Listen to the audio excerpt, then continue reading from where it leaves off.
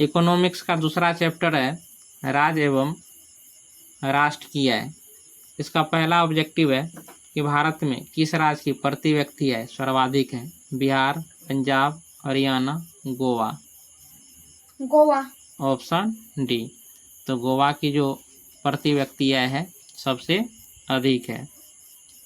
वर्ष भर में किसी देश में अर्जित आय की कुल मात्रा को क्या कहते हैं।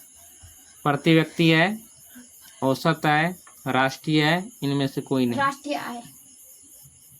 Option C.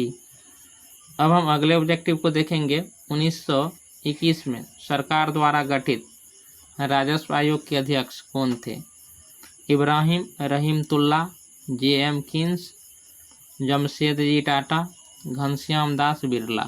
Ibrahim Rahimtulla. Option A. अब हम अगले ऑब्जेक्टिव को देखेंगे।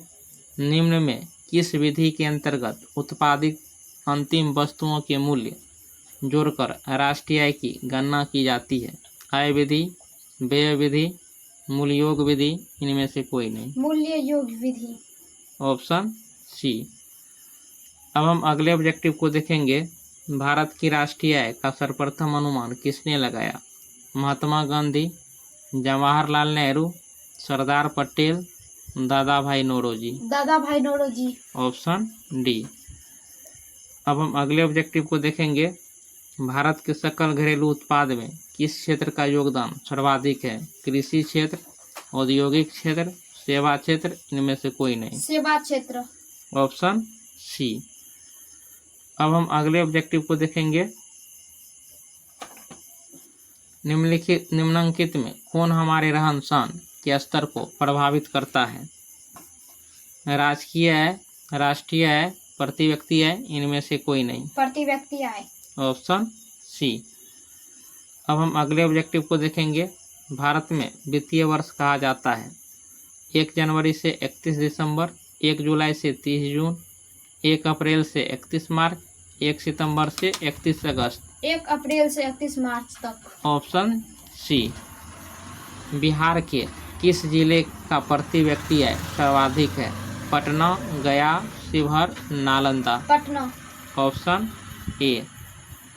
अब हम अगले ऑब्जेक्टिव को देखेंगे। दादा भाई नौरोजी ने सर्वप्रथम राष्ट्रीय आय का अनुमान कब लगाया था। 1868, 1968, 1878, 1998। 1868 ईस्वी में। Option A.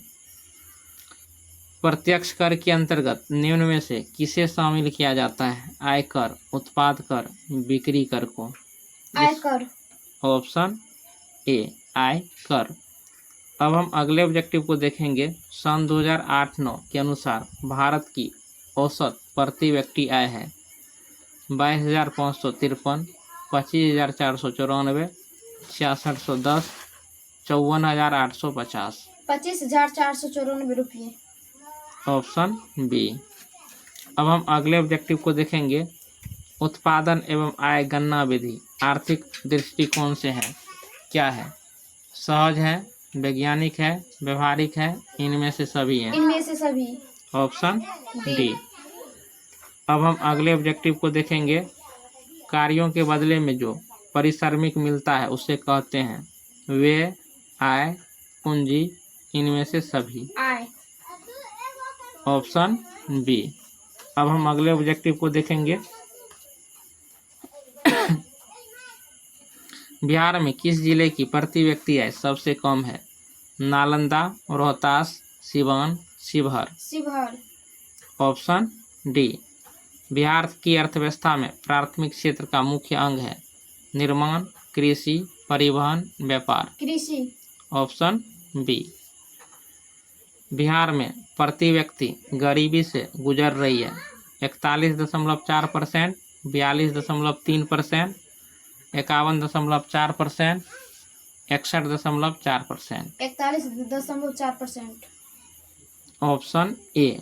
योजना काल में भारत की औसत वार्षिक विकास दर रही है 3.5%, 4.2%, 6.5%, 7%। 4.2%। Option B. बिहार की आय में सर्वाधिक योगदान होता है कृषि क्षेत्र का औद्योगिक क्षेत्र का, सेवा क्षेत्र का, इनमें से कोई नहीं। सेवा क्षेत्र का। राष्ट्रीय आय का अर्थ है सरकार की है, सार्वजनिक उपक्रमों की है, पारिवारिक है, उत्पादन से सभी वस्तुओं, उत्पादन के साधनों की है। उत्पादन के साधनों की है। Option D. अगला ऑब्जेक्टिव है राष्ट्रीय आय की गणना कायम नहीं है। मौद्रिक उत्पादन, सकल राष्ट्रीय उत्पादन, शुद्ध राष्ट्रीय उत्पादन, सकल घरेलू उत्पादन। मौद्रिक उत्पादन। Option A. राष्ट्रीय आय जाना जाता है आय गणना विधि द्वारा, व्यावसायिक गणना विधि द्वारा, उत्पादन गणना विधि द्वारा, उपर्युक्त सभी के द्वारा। उपयुक्त सभी के द्वारा। Option D. डी।